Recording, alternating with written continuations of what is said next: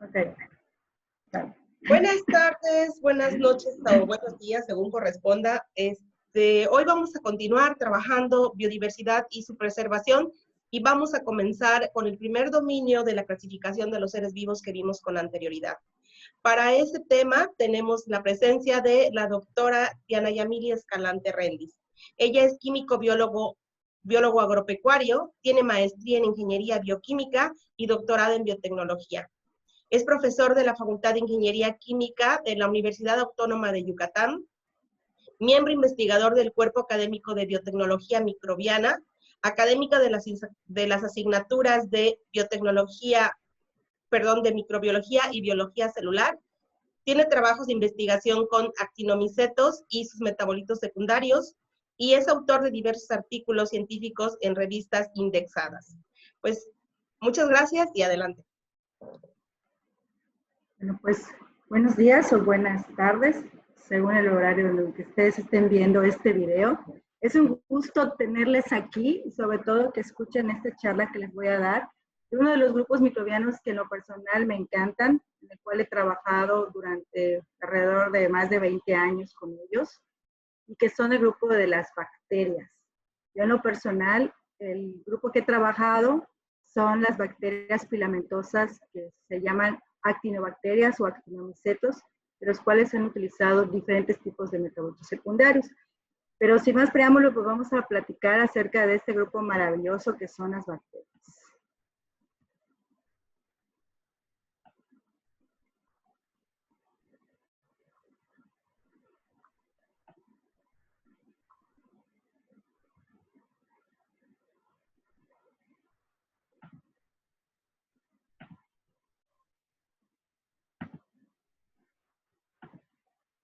Muy bien, pues vamos a empezar a platicar de ellas.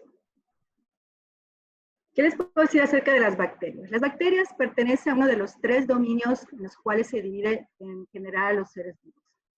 Los seres vivos se dividen en 3 dominios principalmente: el dominio bacteria, el dominio arquea y el dominio eucaria.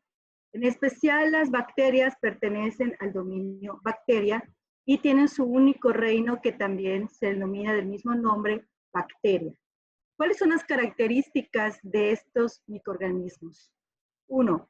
Son microorganismos unicelulares. Eso significa que están formados por una sola célula. También pertenecen al grupo de los procariotas.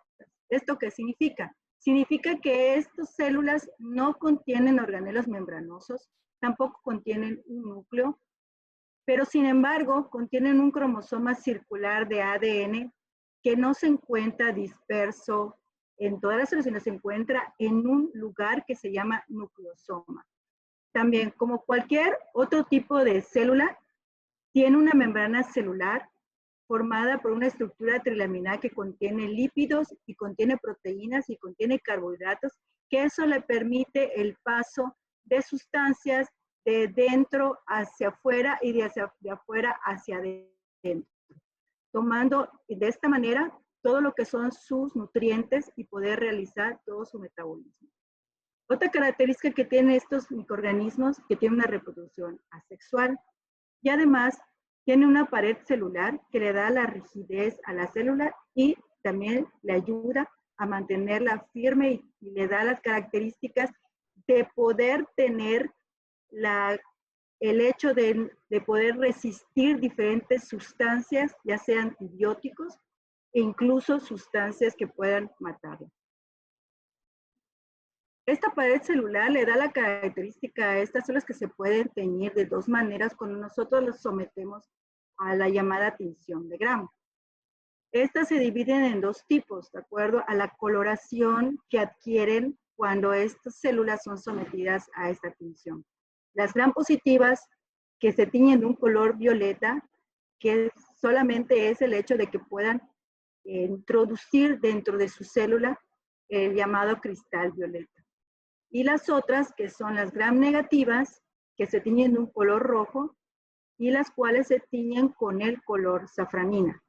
Otra característica que les da su pared celular son aquellas que se tiñen con la tinción de ácido alcohol resistente o llamadas BAR, que le da una característica importante por la estructura que contiene esta pared celular. Vamos a hablar un poquito más acerca de lo que es la tinción de Gram. La tinción de Gram, como les comentaba, divide a las bacterias en dos grupos, Gram positivas y Gram negativas. Las Gram positivas, su característica de la pared celular es que es una pared celular más rígida porque contiene una sustancia importante que se llama peptidoglucano y ácido teicoico, que hace que su pared celular sea gruesa. Por lo tanto, esta característica permite que al entrar lo que es el colorante cristal violeta al interior de la célula, esta ya no pueda salir y teñiéndose las células de ese color morado. Otro tipo del grupo microbiano son las llamadas Gram negativas.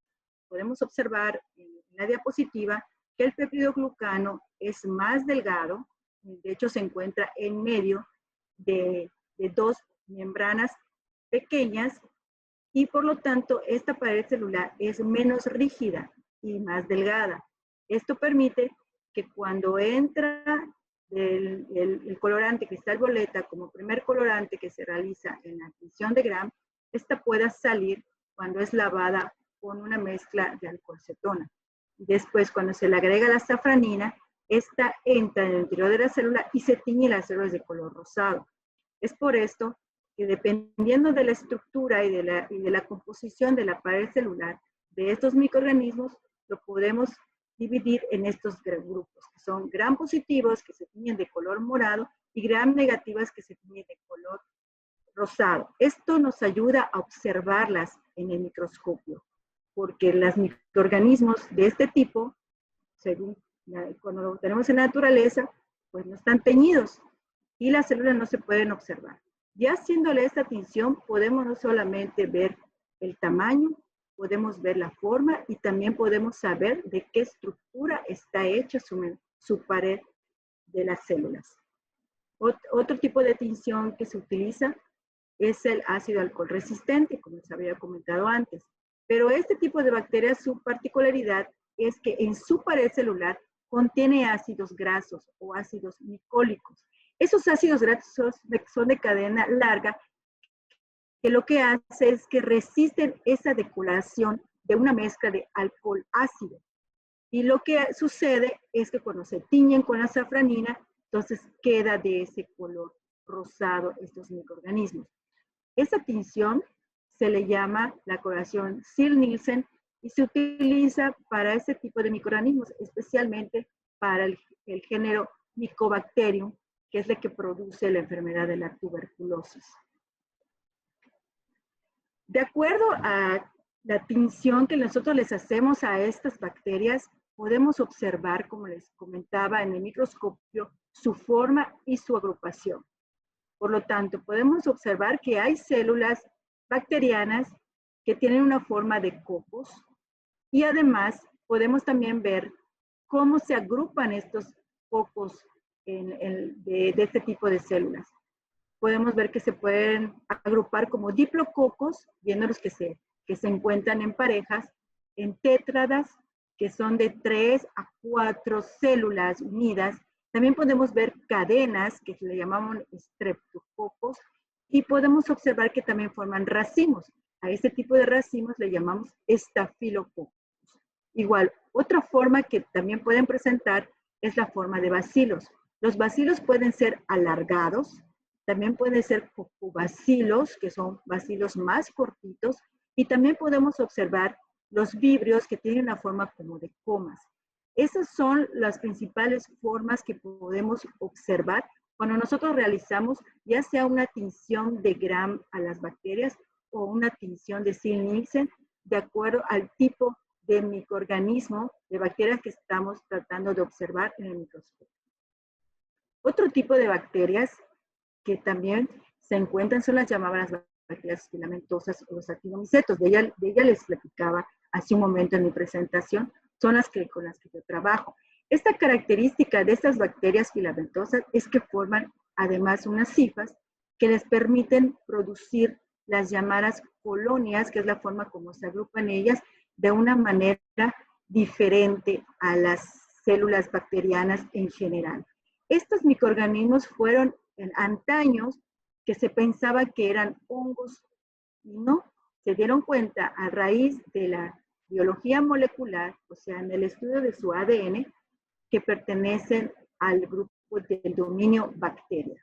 Podrían ver ustedes, si hacen una revisión bibliográfica, de aproximadamente 20 años atrás, algunos de estos microorganismos fueron clasificados como hongos, pero ya no son así, gracias a lo como les comentaba, al estudio del ADN. Igual, otro tipo de bacterias que podemos ver de acuerdo a su forma son las llamados espirilos o espiroquetas. Los espirilos se les llaman así porque tienen una forma como de curveados, pero son más rígidos que las espiroquetas, que son más flexibles. Esta característica de rigidez y flexibilidad se la da igual la estructura de su pared celular. Por eso la pared celular es muy importante en este tipo de microorganismos, porque se les da la forma, le da la estructura y además es la que le ayuda a contrarrestar factores externos como lo que se le llama la presión osmótica, que creo que de seguro ustedes ya sabrán qué es la presión osmótica, que es el paso el paso de agua a través de la membrana y que depende mucho que la célula se encuentre ya sea en una solución con alta concentración de solutos afuera o dentro de la célula. Eso le permite a la pared celular evitar que la célula se rompa y que pueda perder lo que es el líquido y muera. Otra estructura importante que producen, no todas las bacterias, pero algunos grupos en particular, en ciertos bacilos y sobre todo pocos gram positivos, son las endosporas. Estas endosporas son estructuras que les ayuda a estos microorganismos a soportar factores extremos, como por ejemplo, cuando la desecación alrededor de ella, cuando se encuentran en un lugar donde no hay humedad, porque contienen baja cantidad de agua. Además, resisten la congelación, resisten la radiación, inclusive la radiación solar, y resisten diversas sustancias químicas que pueden matar al microorganismo. Estas esporas lo producen estas células bacterianas cuando se encuentran con estos factores que pueden matarlas. Entonces es una forma de poder realizar su sobrevivencia. ¿Cómo la sobreviven? Porque esas estructuras tienen una baja cantidad de agua que le permite regular la presión osmótica y además su metabolismo disminuye, es un metabolismo no detectable, por lo cual cuando estas bacterias forman estas estructuras, el no realizar el metabolismo de una manera rápida, pueden sobrevivir durante mucho tiempo. ¿Por qué? Porque no gastan energía. Las bacterias, su forma de sobrevivir de este tipo es no gastando energía. El gasto de energía es lo que hace que puedan morir fácilmente y rápidamente. Acá podemos observar en los esquemas las esporas que forman estos microorganismos. Son estos círculos blancos que podemos observar dentro de estos bacilos. En este caso tenemos bacilos gram positivos, pero la tinción que se utiliza para observar las esporas, utilizamos una tinción de color rosa para que podamos observar las esporas, las cuales no se tiñen. Y las podemos ver dentro de la célula como esos círculos transparentes. Para observar la espora, tiene su tinción especial y podemos observar en cada uno de ellos. Ojo, alguna cosa que les voy a decir. Estas esporas no sirven para reproducirse como son las esporas de los hongos, sobre todo de los hongos filamentosos. Ellas no se reproducen por esporas, sino que solamente les sirve, es una estructura de sobrevivencia. Es para sobrevivir con los factores externos que podían matarla. No es para reproducir. Esa es la diferencia entre una espora bacteriana y una espora de los hongos. Otra estructura que tienen son los flagelos. No todas las bacterias tienen flagelos, por lo tanto, no todas las bacterias se mueven. Igual, para poder observar los flagelos en las bacterias, se utilizan tinciones importantes. podemos ver en la figura de su izquierda los flagelos teñidos de color rosa. Podemos observar que tiene estas bacterias un solo flagelo. En la figura de la derecha, acá, es una fotografía que se realizó mediante el microscopio de barrido. Aquí podemos ver que esta bacteria tiene 2 flagelos largos. Por lo tanto, podemos observar aquí que estas estructuras que sirven para su locomoción les sirve a estos microorganismos que se puedan desplazar en su hábitat de un lugar a otro. ¿Para qué les sirve desplazarse? Porque ellos siempre están en busca de nutrientes o están en busca de un hábitat en el cual se puedan desarrollar. También contienen otras estructuras que se llaman fimbrias. Las fimbrias son importantes, pero no sirven para su locomoción. Las fimbrias son estructuras que también se tienen alrededor de la célula, como podemos observar, esos pelitos que podemos observar en la figura de la derecha. Estas estructuras les sirven para adherirse a sustancias sólidas, como por ejemplo en las mesas de sus casas, o también se pueden adherir a las sillas, a las bolsas de sus mamás. De todo esto se pueden adherir estos microorganismos. Y no solamente se pueden adherir en este tipo de objetos, sino que también muchos de ellos, que son microorganismos que son patógenos, es un factor de virulencia, en el cual cuando se introducen dentro de nuestro cuerpo, estas fimbrias se utilizan para que ellas se puedan adherir a diferentes epitelios de los órganos, como por ejemplo, estas y muchas de las bacterias que nos dan los cólicos, las diarreas, les sirven para adherirse a los intestinos, y ahí una vez que llegan y se adhieren, se pueden reproducir y ya pueden utilizar los nutrientes que nosotros obtenemos por los alimentos, ellas la pueden utilizar para que se reproduzcan dentro de los intestinos. Entonces, podemos decir que las fimbrias son apéndices superficiales, pero que también es un factor de virulencia, porque es lo que les permite adherirse y quedarse en ese lugar y poder reproducirse. Ahora, las bacterias crecen en diferentes tipos de lugares. Son microorganismos cosmopolitas. Los podemos encontrar en plantas, y no solamente dentro de las plantas, sino no solamente fuera de las plantas, sino también dentro de las plantas. Se les llaman a ese tipo de microorganismos se les llaman endófitos, o sea, pueden vivir dentro de ellas. También las podemos encontrar en aguas, tanto en agua dulce como en agua salada. Podemos encontrar las bacterias en diferentes tipos de suelos, en suelos arenosos, en suelos arcillosos, en suelos ricos de materia orgánica, en diferentes tipos de suelos. No hay ningún suelo en el planeta que no exista un tipo de bacterias. También los podemos encontrar en los animales, tanto en diferentes especies, mamíferos, en aves, en reptiles, en peces. Estas bacterias se encuentran en diferentes órganos de su cuerpo. Lo podemos encontrar en su piel, los podemos encontrar dentro de ellos como parte de su flora normal. Y le llamamos flora normal porque convive con estos animales sin hacerles ningún daño. Lo mismo sucede con nosotros, con los humanos. Nos podemos encontrar que tenemos bacterias en toda nuestra piel. No hay ninguna parte de nuestra piel que no haya bacterias. También podemos encontrar a las bacterias dentro de diferentes mucosas, como por ejemplo las mucosas de tu nariz, la mucosa de tu garganta, también en las mucosas de tus intestinos. Ahí encontramos las bacterias, pero no nos hacen ningún daño. Viven con nosotros de una manera simbiótica, tanto que reciben de nosotros beneficio como nosotros recibimos beneficio de nosotros. Por ejemplo, si nosotros abusamos de un jabón antibacterial, podemos causarnos daño. ¿Por qué? Porque estas bacterias que nos recubren la piel nos ayudan a mantener incluso hasta nuestra temperatura corporal, y también evitan que otras bacterias patógenas se pongan en nuestra piel y nos puedan causar problemas como ulceraciones, como infecciones en la piel.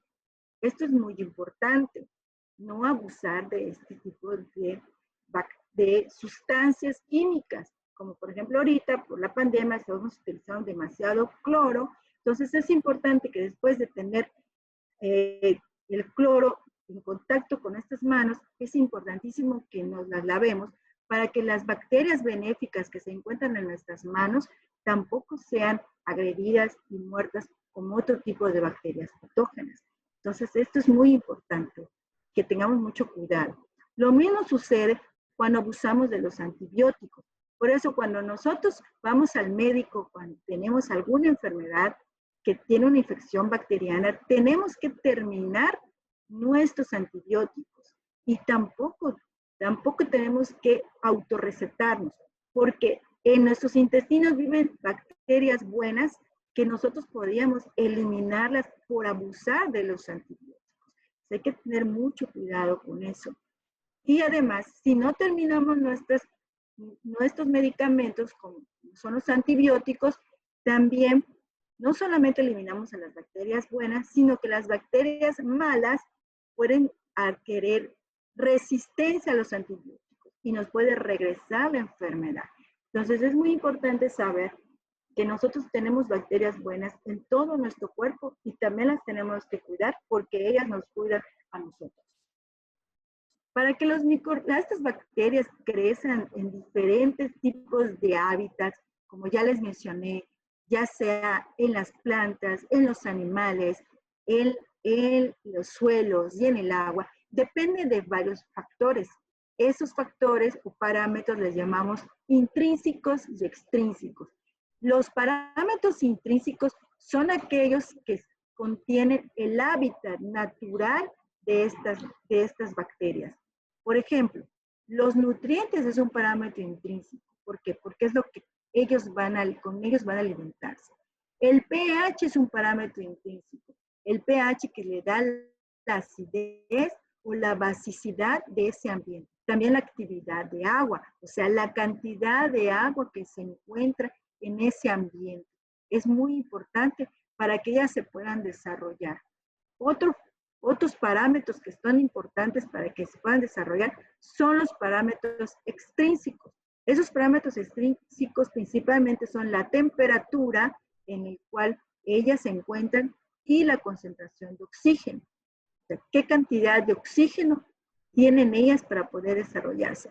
Es por eso que si nosotros queremos cultivar las bacterias en vitro, en el laboratorio, tenemos que considerar estos factores para que se puedan desarrollar, porque son los parámetros intrínsecos y extrínsecos que les permite multiplicarse, les permite nutrirse en el hábitat en que ellas se encuentran en forma natural. Igual, como cualquier célula, las bacterias necesitan nutrirse para poder crecer, para poder reproducirse y además para morir. Como cualquier otro ser vivo, tiene que tener este tipo de características, si no, no sería un ser vivo. Entonces, tienen su ciclo de vida desde que son una célula pequeña, se nutre, crece, se divide, la división se le llama reproducción, que da origen a células hijas y después ellas mueren. Ese es el ciclo normal de cualquier ser vivo y no es en excepción una célula bacteriana. Ahora, en cuestión de nutrición, las bacterias son muy dinámicas. Unas de ellas obtienen su energía solo con la luz solar, como si fueran las plantas, y a estas se le llaman fotótrofas.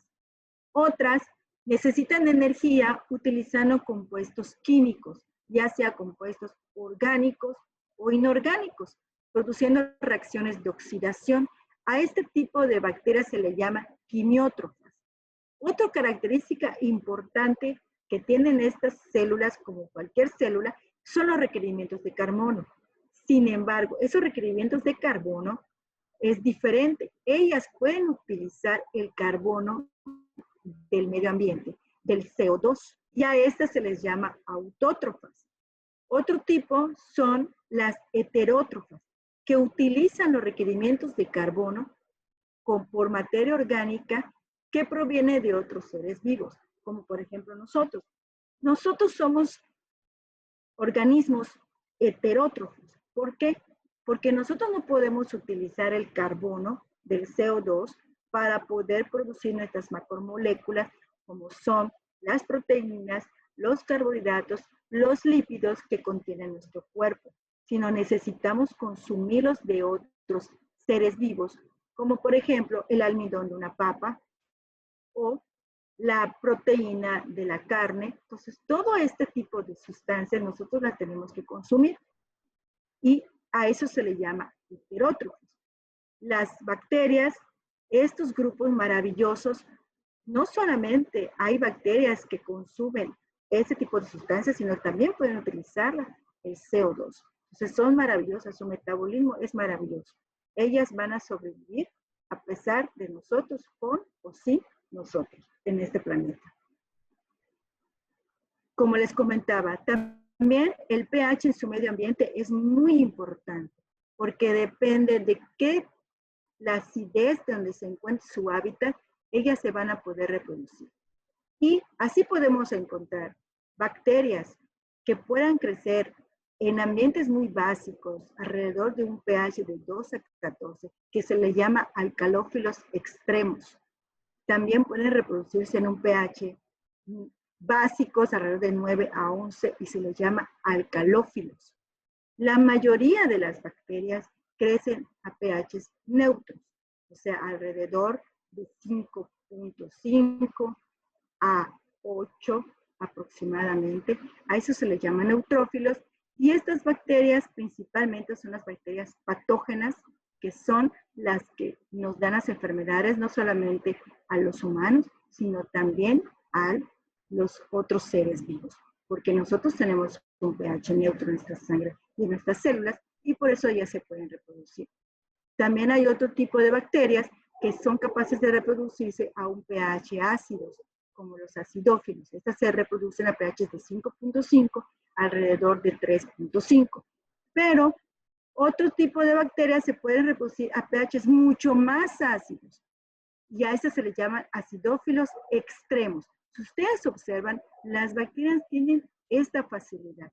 Estos grupos microbianos pueden reproducirse a pHs extremos. Entonces lo podemos encontrar en diferentes hábitats. Por ejemplo, un pH en donde podemos encontrar un hábitat que tiene un pH ácido, donde podemos encontrar estas bacterias, es por ejemplo en el vinagre. En el vinagre también se encuentran este tipo de microorganismos, estas bacterias. Y en este caso serían bacterias acidófilas extremas. Igual, las podemos encontrar en ambientes con diferentes actividades de agua. O sea, ¿qué tanta humedad hay en esos ambientes? Y para eso se divide en las que son osmosensibles o no halófilas, que eso significa que podemos encontrarlo en ambientes con una gran cantidad de agua. Y eso significa que tienen actividades de agua de 1. Otras que son halotolerantes o osmotolerantes. El término halotolerante significa que pueden resistir altas concentraciones de sal, u osmotolerantes que pueden tolerar concentraciones altas de azúcares, como por ejemplo pueden crecer en alimentos con altas azúcares, como por ejemplo una mermelada, o pueden crecer en alimentos que tienen altas concentraciones de cloruro de sodio, como por ejemplo un bacalao salado, o también los podemos encontrar en aguas saladas, como el mar, en los océanos. En este tipo de microbios podemos encontrar este tipo de sustancias. O sea, son tolerables, toleran este tipo de ambientes, mas no se pueden reproducir en ese tipo de ambientes. Lo que no sucede con un microorganismo halófilo. El microorganismo halófilo sí necesita cantidades de cloruro de sodio para reproducirse. Por ejemplo, hay halófilos que son los moderados, que necesitan del 6 al 15% de cloruro de sodio, y hay halófilos extremos que necesitan del 15 al 30% de cloruro de sodio para reproducirse. Aquí los podemos encontrar, por ejemplo, en las salineras. Aquí podemos encontrar estas bacterias que son capaces de reproducirse en estos ambientes. Igual, los organismos osmófilos son aquellos que necesitan las concentraciones altas de azúcares para reproducirse. Esto lo podemos encontrar, por ejemplo, en la miel, que tienen cantidades muy altas de azúcar y se reproducen perfectamente en este tipo de ambientes. Igual tenemos otro grupo de microbioma que son los xerófilos, que crecen en ambientes secos, como por ejemplo en las arenas del desierto. Ellas se pueden reproducir perfectamente en este tipo de ambientes.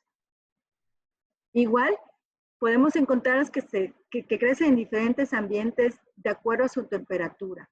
Podemos encontrarlos en hábitats que tienen temperaturas hasta de -0 grados centígrados, -1, -5, o sea, a grados centígrados menores de 0, hasta en ambientes de refrigeración de 20 grados centígrados. Estos microbios se llaman psicófilos. Igual, los mesófilos son aquellos que crecen a temperaturas de 20 a 40 grados centígrados, o sea, a nuestra temperatura ambiente de 30 y tantos grados centígrados, o nuestra temperatura corporal, que son a 37 grados centígrados, crecen. Esto se refiere a estas bacterias que se encuentran en nuestro cuerpo, se les llaman mesófilos. Igual, la mayoría de los patógenos que nos atacan son mesófilos.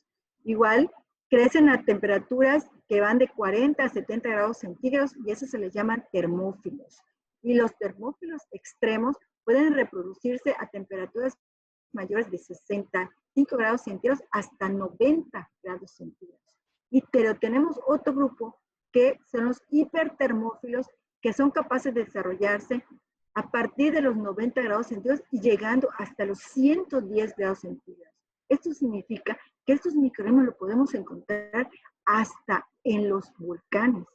Son capaces de desarrollarse en ese tipo de ambientes volcánicos. Son bacterias demasiado extremas. Su tipo de respiración también es muy importante. Se puede dividir en aerobias, en anaerobias obligadas, en anaerobias facultativas y microaerófilas. Las aerobias son las que necesitan oxígeno. Esas no pueden desarrollarse si no hay una cantidad de oxígeno. Las anaerobias obligadas son las que no sobreviven cuando hay oxígeno, sino que se reproducen en ambientes que no hay oxígeno. Las anaerobias facultativas, ellas se pueden reproducir tanto en presencia de oxígeno o no en presencia de oxígeno. Y cuando hay en presencia de oxígeno, sus características metabólicas son procesos respiratorios. Y cuando no lo hay, sus características metabólicas se le llaman fermentativas. En este caso, por ejemplo, son las bacterias acidolácticas las que producen alimentos como, por ejemplo, el yogur. Esas son anaerobias facultativas, porque así como pueden reproducirse en procesos respiratorios con presencia de oxígeno, también se reproducen en ambientes que no tienen oxígeno y sus procesos son de fermentación. También existe otro tipo de microorganismos que son los microaerófilos, que requieren poquita cantidad de oxígeno. Si no hay oxígeno, se mueren. Y si hay demasiado oxígeno, también se mueren. Entonces, por eso se les llama microaerófilos. Si nosotros los ponemos a crecer en un tubo de ensayo con sus nutrientes, podemos observar que las aerobias, como vemos en el primer tubo, crecen en la parte de arriba, que es donde vemos esa franjita que es grisecita. En el segundo tubo, los anaerobios facultativos van a crecer en todos lados, por eso lo vemos en todo el tubo. Y los microaerófilos van a crecer en un ambiente donde no hay ni mucho oxígeno ni poco oxígeno. Como podemos observar en el tercer tubo, donde la franjita grisecita nos indica que están creciendo ahí. ni en la parte superficial donde hay oxígeno, ni tampoco en la parte hasta en el fondo donde no hay oxígeno. Y los anaerobios estrictos son los que van a crecer hasta el fondo del tubo. ¿Por qué? Porque ahí no hay oxígeno. Entonces, de esa manera los podemos observar en el laboratorio y podernos darnos una idea de qué tipo de microorganismo es respecto a su respiración. Ahora vamos a platicar acerca de su reproducción. Yo les dije en la primera diapositiva que ellos crecen por medio, se reproducen por medio de una reproducción asexual. Esa reproducción asexual se le llama fisión binaria. ¿Y cómo comienza? A partir de una sola célula, lo que sucede es que se empieza a replicar el DNA. ¿Qué significa la replicación del DNA? O sea, que se produce otro DNA a partir de ese ADN. Eso se le llama replicación de ADN. Cuando el ADN es replicado, como podemos ver ahí, que ya hay dos círculos en la segunda figurita, vemos que la bacteria también se elonga, o sea, crece la bacteria. En el momento que crece la bacteria, se empieza a dividir su pared celular, empieza a cortar la célula, y eso se le llama formación de septo. Y en ese momento, los dos DNAs se van a dividir y se van a ir uno y al otro extremo de esta célula que todavía no se ha cortado completamente. Después, el septo se finaliza y entonces ya se divide las dos células y tiene nuevas paredes celulares y al final se dividen completamente y se forman dos células que eso se les llama células hijas.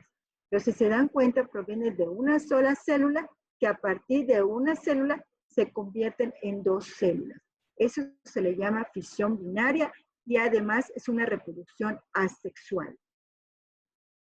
Si nosotros las sembramos en el laboratorio en una caja de Petri, en un agar, podemos observar que cada uno de esos puntitos que ven en esa caja de diferentes colores o diferentes formas, se les llama colonias. Y cada colonia provino de una sola célula.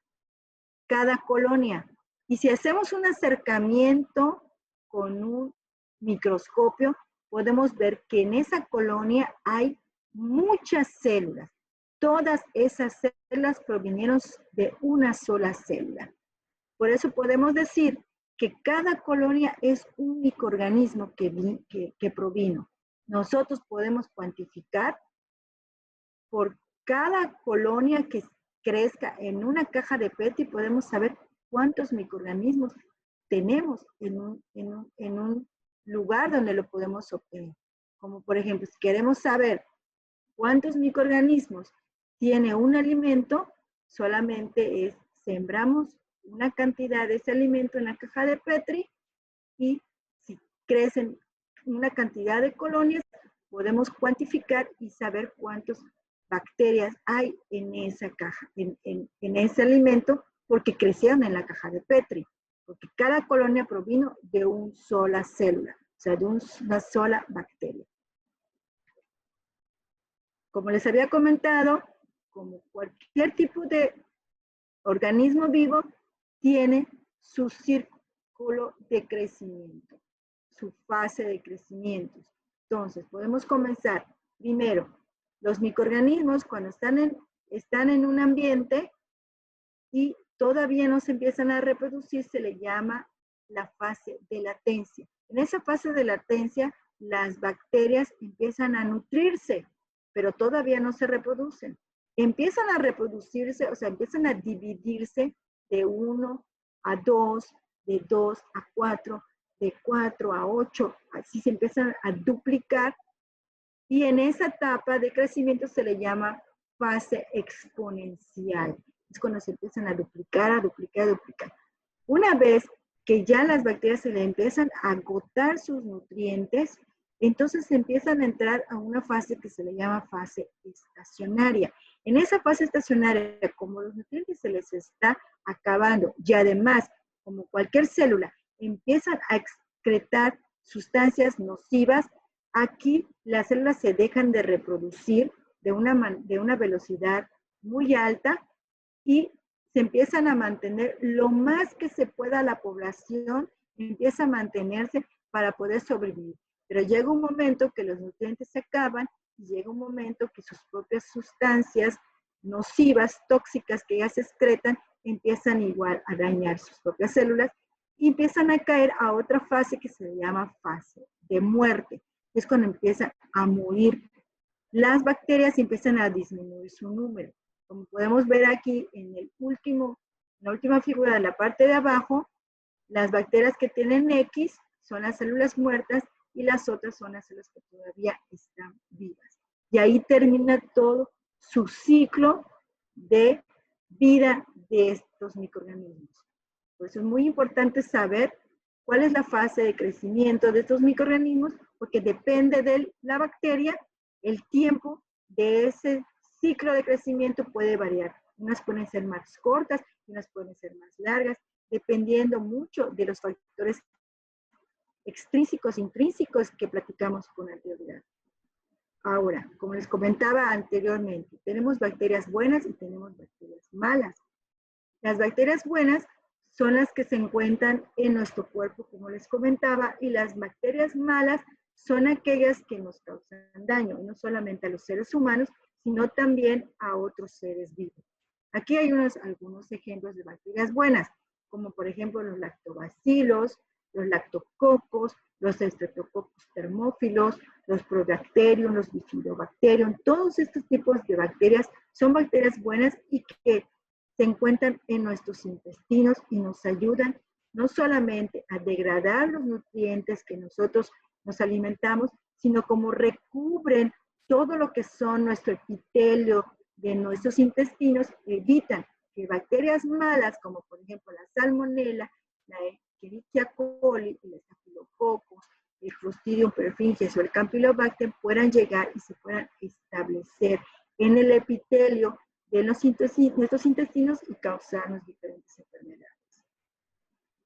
Pero estas bacterias buenas, nosotros las podemos adquirir en diferentes alimentos que son parte de esos alimentos. Ellas producen alimentos que son los llamamos alimentos fermentados, como por ejemplo alimentos que son a base de leche, como el queso, el yogur, las bebidas fermentadas, como el kefir, igual en otros tipos de alimentos como embutidos, como son el salami, el jamón serrano. Este tipo de alimentos son hechas con estas bacterias que se les llama bacterias acidolácticas. Igual, otro alimento que es muy rico en estos tipos de bacterias es el pozol, que el pozol es un alimento tradicional mexicano.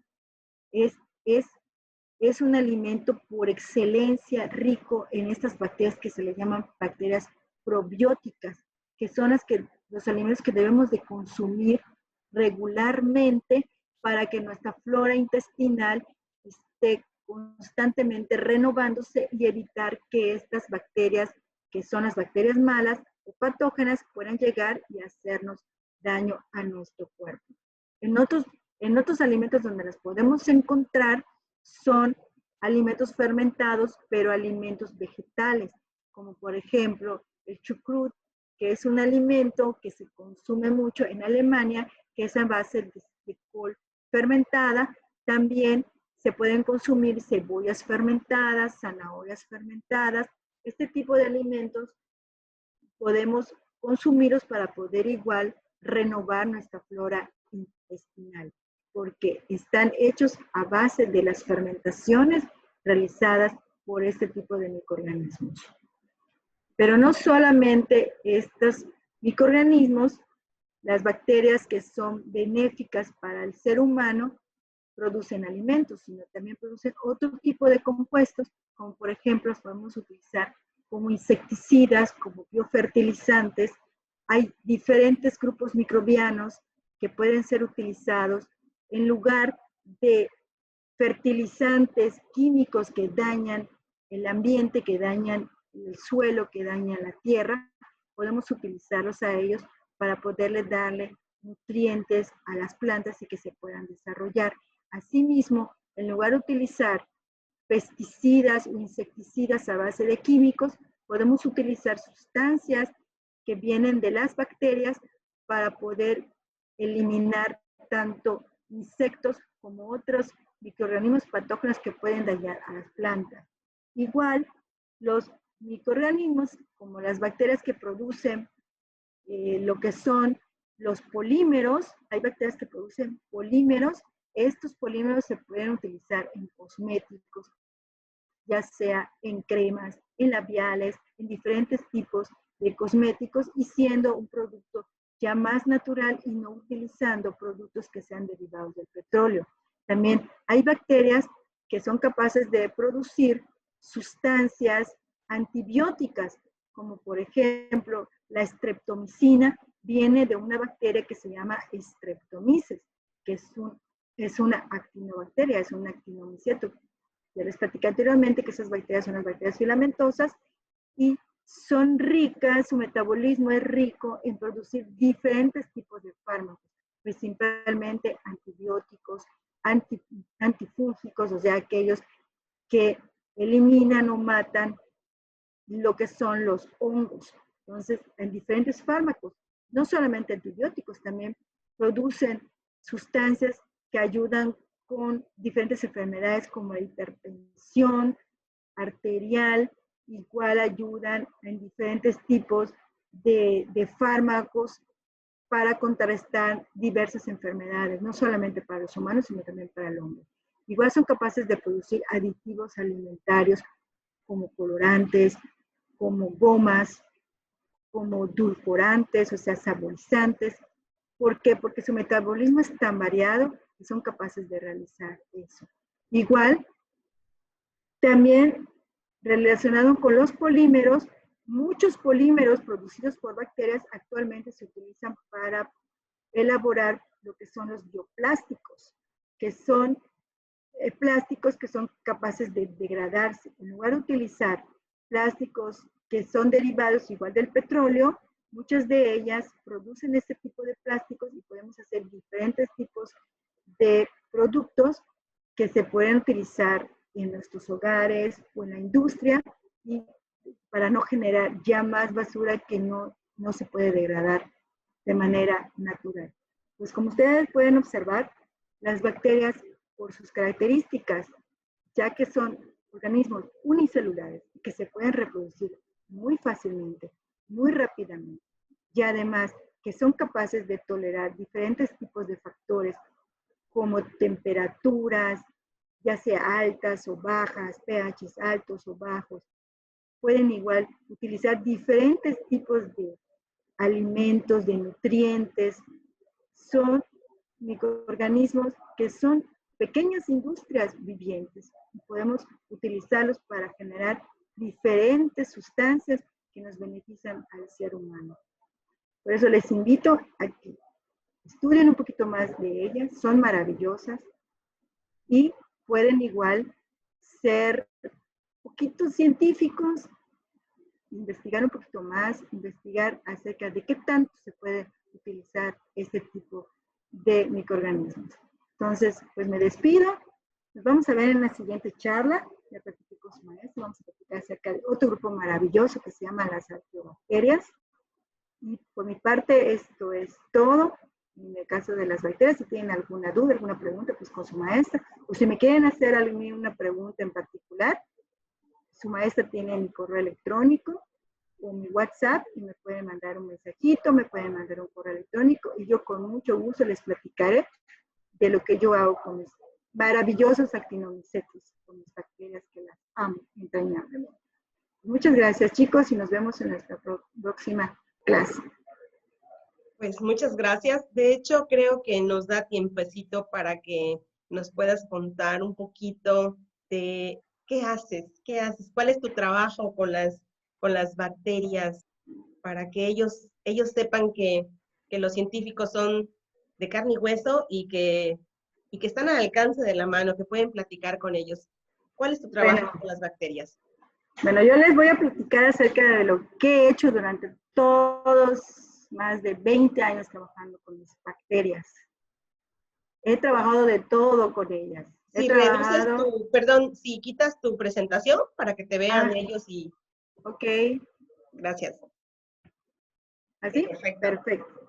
Bueno, les platico que he trabajado con muchísimas bacterias. He trabajado con bacterias que vienen de los alimentos, aquellas que producen alimentos, como les platicaba, de los grupos de las acidolácticas, que son maravillosas, producen un montón de alimentos fermentados. También he trabajado con aquellas que no deberían de estar en los alimentos, aquellas que producen enfermedades como el E. coli, como la salmonela, detectándolas en los alimentos para que no lleguen a ser pues, microorganismos que nos puedan dañar. Igual. También he trabajado con estas bacterias probióticas, tratando de encontrarlas en hábitats un poquito diferentes a las que nosotros hemos estado, pues, de la naturaleza de los fermentados. Trabajé con bacterias acidolácticas que las aislé de sedimentos costeros. Fue un trabajo maravilloso porque nosotros no nos imaginábamos que podíamos encontrarlas ahí, y ahí estaban las bacterias acidolácticas. De eso se trató mi tesis de maestría, aislarlas, detectarlas, identificarlas de manera molecular y sobre todo trabajar con ellas. Con ellas trabajé, hice un producto que es a base de chile habanero fermentado. Fue una tesis de licenciatura con mis bacterias que aislé de sedimentos costeros y fue así súper maravilloso igual. Y ahorita en lo que estoy trabajando, de eso basé mi trabajo doctoral, son de los actinomicetos. Actinomicetos que nos podemos aislar en diferentes lugares. Estos actinomicetos fueron aislados de suelos de Tabasco, de suelos de la selva de Tabasco, y principalmente del género Streptomyces. Entonces, como les había comentado, las actinobacterias es un grupo de bacterias que tienen un metabolismo impresionante. Son capaces de producir muchísimas sustancias, entre ellas antibióticos, antidepresivos, antifúngicos. Y además, crecen rapidísimo y producen muchísimas sustancias que nos pueden beneficiar a nosotros los seres humanos. En lo particular, yo trabajé con un grupo que se llama, les comentaba, el género Streptomyces, que tienen la capacidad de matar a un patógeno que se llama Candida albicans. Esta Candida albicans son las que producen diferentes enfermedades, como por ejemplo, ustedes, no sé si algunos han visto o a alguien de nosotros ha tenido algún hongo en la uña. Bueno, pues estos hongos de la uña son producidos por la Candida albicans. También son las que se generan con productos de infecciones vaginales, pero no solamente eso, sino que es un grave problema en los hospitales, porque la Candida albicans es un patógeno oportunista y ataca a diferentes enfermos, sobre todo aquellos que se les hace diálisis, o que a aquellos enfermos de SIDA, que tienen VIH, o aquellos enfermos que también tienen otro tipo de enfermedades como lesiones en la piel. Y se les llama patógenos oportunistas porque están esperando que el ser humano tenga bajas sus defensas y pueda atacarlos. No solamente eso, sino como desgraciadamente el ser humano hemos abusado mucho de los antibióticos y los antifúngicos, porque nos encanta autorrecetarnos, nos encanta que, ay, tómate esto, ponte aquello, y que la tía le hizo bien aquello y póntelo. Entonces, desgraciadamente, este hongo, que es una levadura unicelular, es altamente resistente a diferentes antifúngicos que se encuentran en el mercado, sobre todo aquellas cándidas que se encuentran en los hospitales. Y por eso, pues tenemos que darnos a la tarea de encontrar otro tipo de pues, antimicóticos, fungicidas, para poder atacarlas. De eso se trató mi trabajo.